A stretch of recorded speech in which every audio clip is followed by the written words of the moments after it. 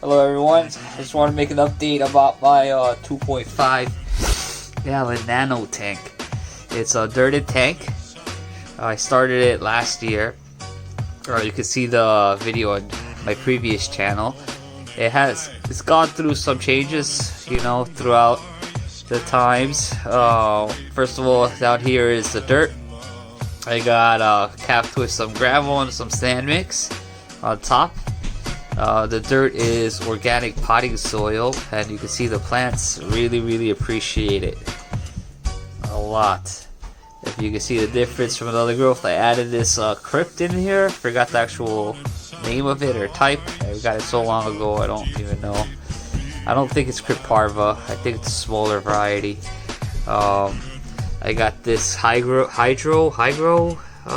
something like that, right here. This plant, since I put it in here, hasn't died and it hasn't grown. You can see a little tiny growth there. That's the most I've ever seen. And it's been there for probably 4 or 5 months already. 4 months maybe. Yeah, I think 4 months is right.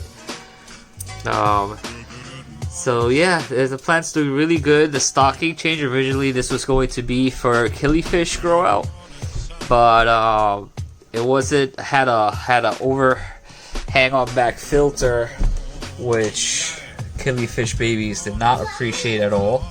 Have to do a little cleaning here. This is all from the water. It's, you know, it's that stuff when you let water dry there. You see the crypts are doing really nice. They're growing. They overgrew the whole tank, so I had to take the half from over here out. You can see it's just started to grow out of the water.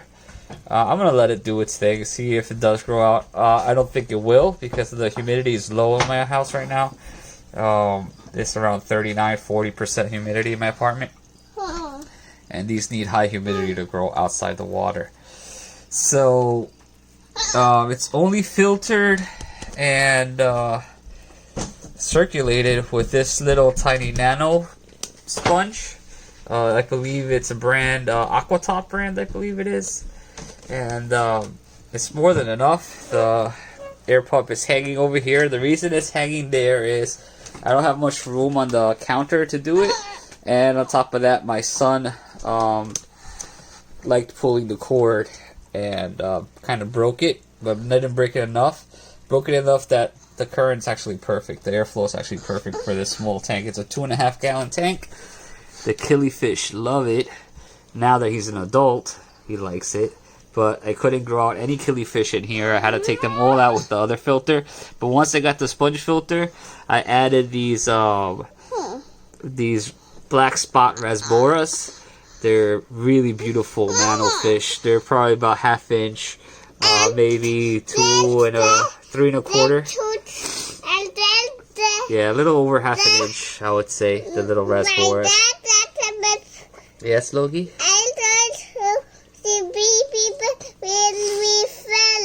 Yeah, you watch that.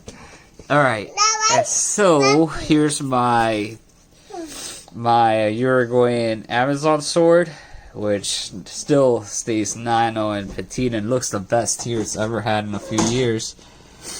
It grows really slow. Sorry about my nasally congestion, allergy season. But you can see the plants love this dirt, and the light is a fluval light that came with the Evi setup, the shrimp Evi setup. I bought that maybe 5-6 years ago. I've never changed the light bulb, and it's enough for this growth. You see this growth here? It's very good. If you want to see what these plants are, I have the names of these this grass type plant in the previous video, the scientific name, so you can look it up there. The plant in the background is also original from the first setup. You can look up that name as well in that other video. That has grown, and I trimmed it down and I spread it out. They're a very slow grower, but what I love the best about this tank is how little algae there is. There's almost so little bit of algae. It's mostly on the rock and on the filter in the back. Oh, and this string algae here came from another tank. I took this decoration from another tank, threw it in there, but it hasn't spread.